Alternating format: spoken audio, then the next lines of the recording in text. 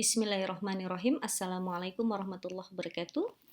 Mahasiswa sekalian, hari ini merupakan kuliah ya, pengelolaan hewan percobaan, dan sebelum berbicara lebih lanjut tentang bagaimana hewan percobaan digunakan di dalam penelitian ataupun pembelajaran, maka kita harus kenali dulu jenis-jenis hewan apa saja yang dapat digunakan di dalam penelitian di bidang biologi dan biomedis. Seperti yang sudah pernah saya kemukakan di dalam mata kuliah bioetik ya, bioetik hewan, di mana ada banyak sekali hewan yang dimanfaatkan manusia di dalam bidang penelitian ataupun pengajaran ya. Sebagian besar itu menggunakan hewan mencit ya dan tikus. Di sini bisa kita lihat ya, ada mencit dan tikus. Kemudian untuk pengajaran banyak menggunakan hewan amfibi dan ikan ya. Kemudian juga beberapa jenis burung itu juga dimanfaatkan untuk penelitian, terutama yang terkait dengan penelitian burung yang atau bangsa unggas yang diternakan ya untuk konsumsi manusia seperti ayam ya, bebek, itu sangat masif sekali penelitiannya untuk meningkatkan produktivitas ternak. Kemudian juga tidak sedikit karnivor yang digunakan untuk penelitian. Nah, ini terkait dengan penyakit-penyakit infeksius yang bisa menular melalui hewan karnivora, terutama hewan karnivor yang dijadikan hewan kesayangan, sehingga penelitian tentang hewan kesayangan itu cukup tinggi ya, intens. Kemudian farm animals ya, hewan-hewan ternak, kelinci dan guinea pigs. Rat and mice are good research model. Banyak sekali peneliti yang lebih suka menggunakan tikus dan mencit di dalam penelitiannya. Kenapa? Karena tikus dan mencit mudah ditangani, ya, penanganannya sangat mudah, pemeliharaannya juga relatif sangat mudah serta tidak terlalu mahal, ya, dibandingkan dengan hewan lainnya. Kemudian juga karena ukurannya yang sangat kecil, maka relatif dalam penempatannya bisa dilakukan dalam jumlah yang cukup besar, ya, dengan kapasitas kandang misalnya yang tidak terlalu kecil, tidak terlalu besar. Nah, kemudian mereka juga bisa dibuat dalam bentuk spesies patogen free atau hanya khusus mengandung patogen-patogen tertentu yang ditujukan untuk penelitian lebih spesifik terhadap patogen tertentu ya. Kemudian juga memiliki waktu reproduksi yang singkat ya, serta jumlah produksi yang sangat banyak. Sekali melahirkan bisa kisaran 8 sampai dengan 12 ekor dalam waktu hanya 1 bulan. Artinya reproduksi dari tikus dan mencit ini cukup tinggi ya dibandingkan dengan hewan lainnya, dan dapat digunakan untuk penelitian genetik dan di dalam produktivitasnya tentu saja lebih ekonomis ya. Pada saat kita menggunakan tikus atau mencit sebagai hewan model, maka kita juga harus tahu berapa konversi umur ya dari tikus ataupun mencit yang kita gunakan dikonversi ke umur manusia. Ini ada tabel yang menyatakan konversi umur dari tikus atau mencit dalam bulan ya. Biasanya kita gunakan umur 1 bulan atau sampai dengan 2 bulan, itu adalah umur pubertas dari tikus dan mencit. Nah, ini ekivalen atau sama nilainya dengan umur 12,5 tahun pada manusia.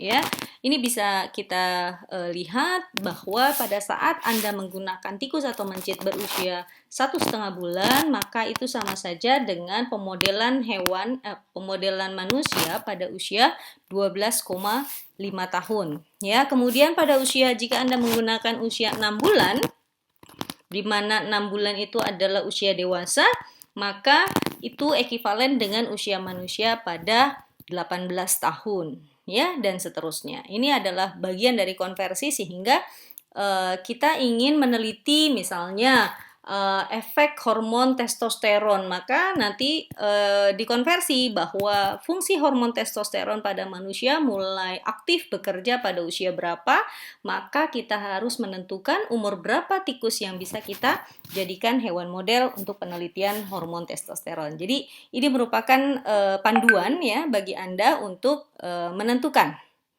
umur dari hewan model yang ingin digunakan, khususnya untuk tikus dan mencit.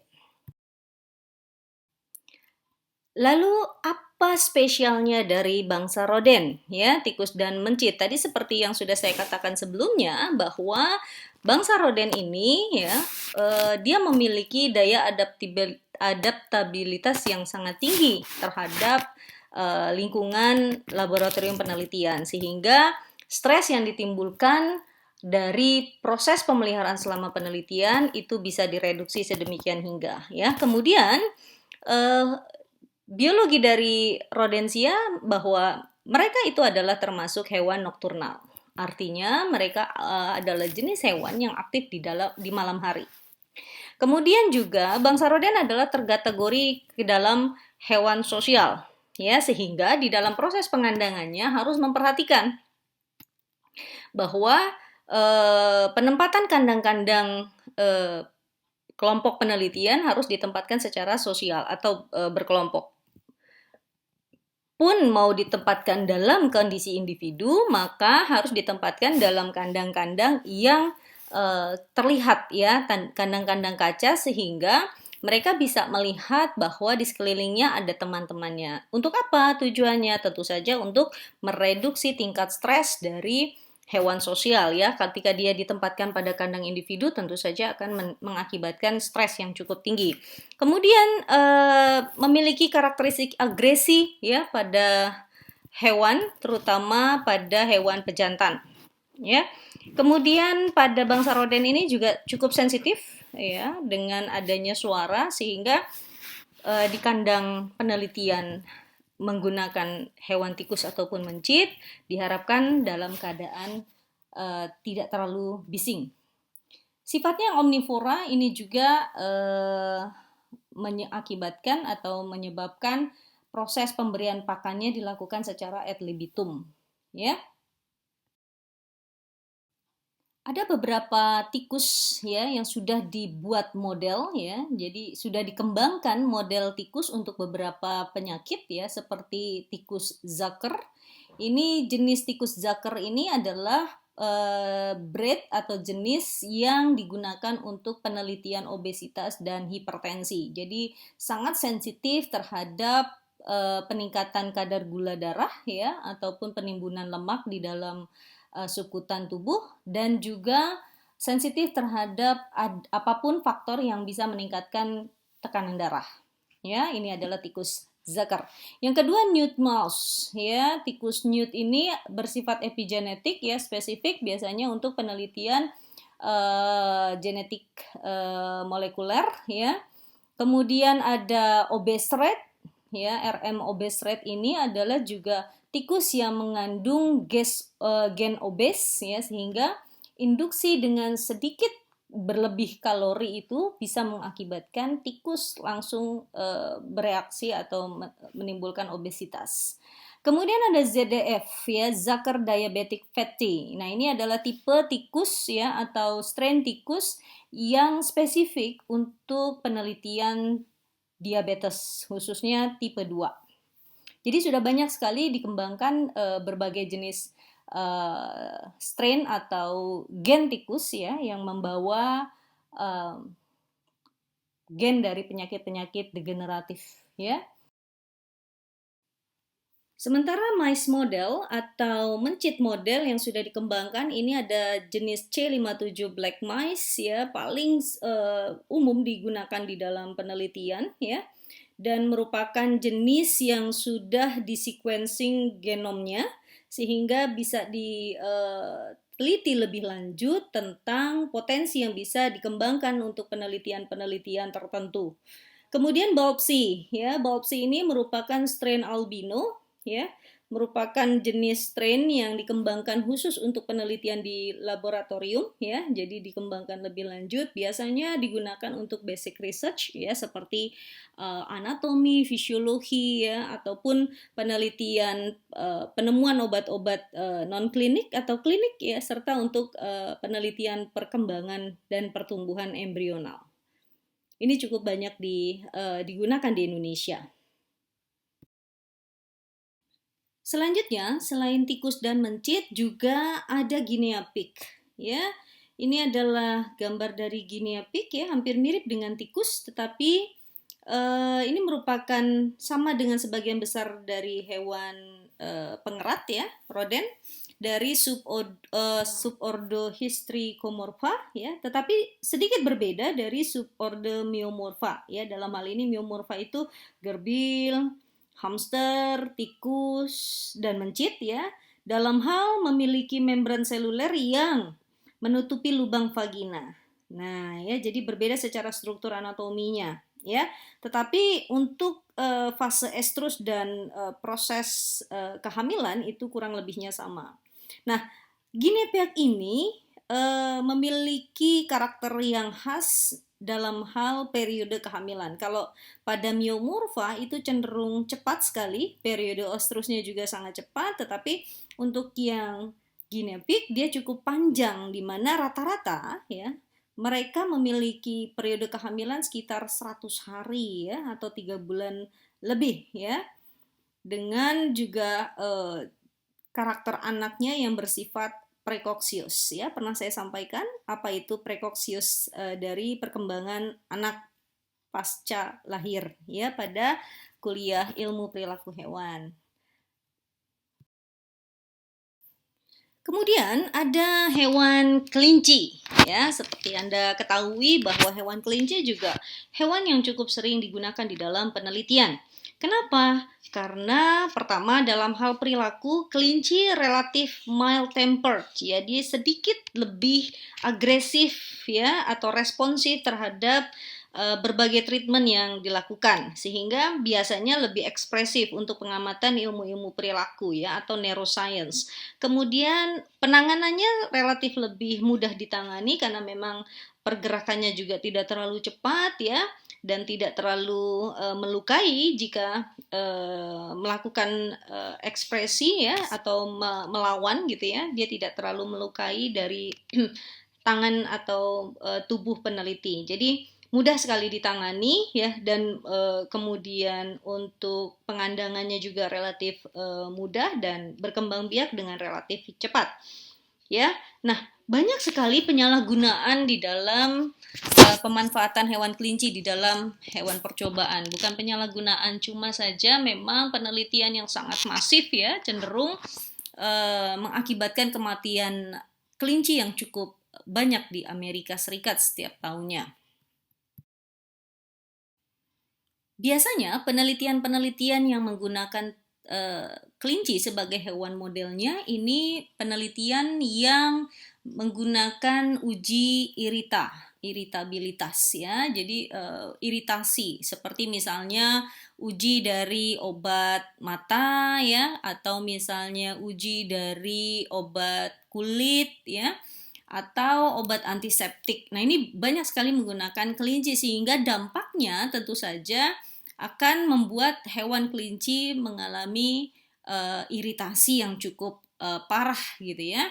Rata-rata misalnya perusahaan kosmetik atau misalnya perusahaan yang memproduksi cairan sabun ya, pencuci piring, rinso, atau misalnya antiseptik. Nah, ini banyak sekali menggunakan hewan kelinci. Bagaimana caranya? Yaitu dengan meneteskan larutan tadi atau obat-obat tadi ke mata kelinci atau kulit kelinci, sehingga dilihat reaksi iritasi yang terbentuk. Nah, otomatis ini sangat menghasilkan rasa kesakitan pada hewan kelinci. Tetapi memang akhirnya manusia menjadi tahu bahwa dampak dari obat atau sabun atau kosmetik yang diproduksi tadi bisa berdampak mengiritasi kulit. Makanya kalau Anda baca obat atau kosmetik ya, itu hati-hati, dilarang mengenai mukosa mata. Nah, ini biasanya sudah melakukan uji praklinik pada kelinci sebelumnya. ya, melalui gejala kemerahan, apakah adanya pembengkakan, keluarnya cairan, terbentuknya ulserasi, ya, perlukaan yang membusuk gitu, atau perdarahan, atau kebutaan, ya. Dan biasanya kelinci-kelinci yang digunakan di dalam penelitian seperti ini, ya, mereka harus dibunuh karena supaya tidak mengalami penderitaan yang lebih lama. Selanjutnya amfibi. Ya, Anda sering sekali menggunakan jenis amfibi di dalam praktikum. Ya, amfibi ini berperan penting di dalam banyak sekali materi-materi penelitian, seperti misalnya untuk mengetahui faal atau fisiologi dari sistem muskuloskeletal. Ya, kita sudah kuliah fisiologi hewan. Nah, untuk mengetahui proses depolarisasi syaraf atau pergerakan kontraksi dan relaksasi dari otot, itu kita gunakan otot katak, ya, musculus gastrocnemius, atau misalnya untuk mengetahui kerja dari atau fungsi dari kardiovaskular, ya. Kemudian efek atau proses filtrasi pada glomerulus ginjal. Kemudian membran pernafasan, reproduksi serta sensorik, itu banyak sekali menggunakan hewan katak, ya. Jadi tujuan dari penggunaan hewan katak di dalam penelitian fisiologi ini adalah untuk melihat apakah terjadi biologi evolusioner, ya, terutama di dalam evolusi pernafasan, ya, dari katak, karena katak hidup di dua alam, bagaimana dia bernafas di air dan bagaimana dia bernafas di udara, ya. Jadi untuk hewan-hewan teritorial juga bisa kita gunakan pemodelan pada hewan katak. Selanjutnya ada ikan. Nah, ini ada sebuah paper, ya, artikel di Nature yang sudah dipublikasi baru-baru ini, ya, bahwa zebrafish. Nah, ini adalah salah satu jenis ikan yang ditunggu-tunggu untuk mereplace. Anda ingat lagi mata kuliah bioetik hewan bahwa ada konsep 3Rs, ya, replace, reduction, and refinement. Nah, ikan zebrafish ini sudah keluar, ya, genom yang sudah diidentifikasi oleh para peneliti. Ternyata bahwa zebrafish, tikus, dan manusia memiliki sekitar 12.719 gen yang sama. Artinya sekitar 70%, ya, gen pada manusia ini dapat kita temukan di zebrafish. Nah, artinya apa? Bahwa banyak sekali penyakit-penyakit yang dibawa oleh gen, gitu ya, pada manusia ini bisa dimodelkan oleh hewan zebrafish. Dan secara etik untuk zebrafish tentu memiliki syarat etik yang lebih rendah dibandingkan dengan penggunaan pada kelinci, tikus, ataupun mencit, ya. Sehingga banyak sekali peneliti mulai melirik untuk mengganti objek risetnya, ya, atau objek risetnya dari tikus mencit menggunakan sekarang beralih ke zebrafish. Lalu burung. Nah, ini IACUC, ya, Institutional Animal Care and Use Committee, itu menyadari bahwa biasanya, ya, bangsa vertebrata, ya, hewan vertebrata yang digunakan di dalam penelitian laboratorium itu mewakili sejumlah kecil spesies, ya, dengan persyaratan peternakan yang dapat dipahami secara baik. Nah, pada kelas Aves, ya, setidaknya ada kurang lebih 9.000 spesies dengan berbagai karakteristik perilaku, fisiologi, ekologi. Ini sangat beragam sekali, sehingga cukup potensial untuk bisa dikembangkan untuk menjadi hewan model, ya, baik dalam studi perilaku misalnya, atau studi fisiologi dalam hal nanti produktivitas, ya, terkait dengan peningkatan jumlah, ya, dan studi ekologis, ya. Ini biasanya digunakan sebagai model untuk riset pada bidang-bidang tersebut. Lalu primata. Nah, ini ada juga merupakan jenis hewan yang paling banyak digunakan, ya.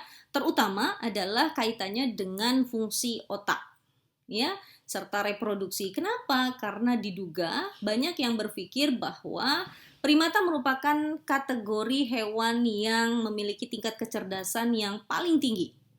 Ya, kemudian juga hubungan sosial yang cukup kompleks ya, hampir mirip dengan manusia.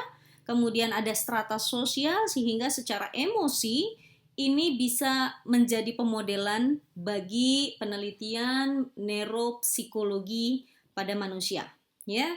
Tetapi, nah ya, bahwa treatment yang dilakukan pada hewan primata karena dia memiliki kecerdasan yang kurang lebih sama dengan manusia serta hubungan sosial dan emosi yang sama, maka primata pada saat dilakukan treatment akan menderita dengan cara yang sama kurang lebihnya dengan manusia, sehingga ethical clearance-nya ini sangat ketat sekali.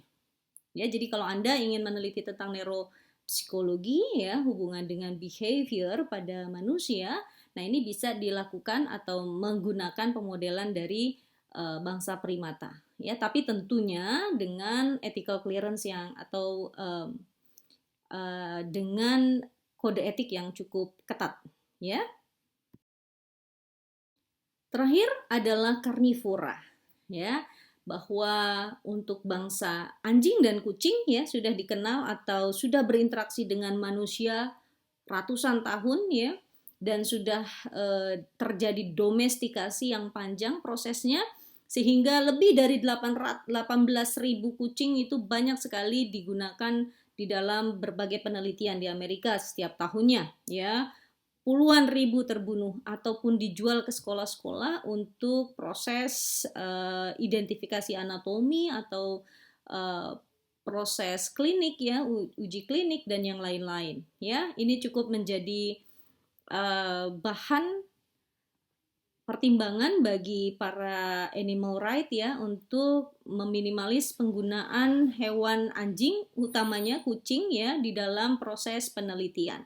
Karena para pecinta binatang ya, pet lover itu menyayangkan jika terjadi penyiksaan atau perlakuan-perlakuan yang menyakiti hewan kesayangan mereka gitu ya. Jadi memang kontradiksi antara animal right dengan animal welfare ya.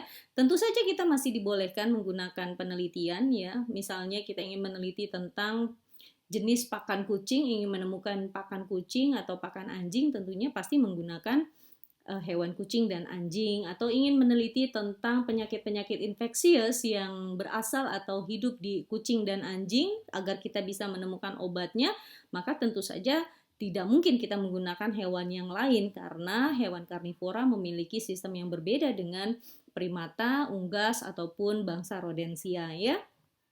Jadi selama 5 freedom dan 3 R's dipenuhi, maka boleh saja kita masih menggunakan hewan karnivor ya. Baik, saya rasa cukup sekian paparan saya tentang hewan yang bisa digunakan di dalam penelitian biologi. Kurang lebihnya mohon maaf. Terima kasih. Wassalamualaikum warahmatullahi wabarakatuh.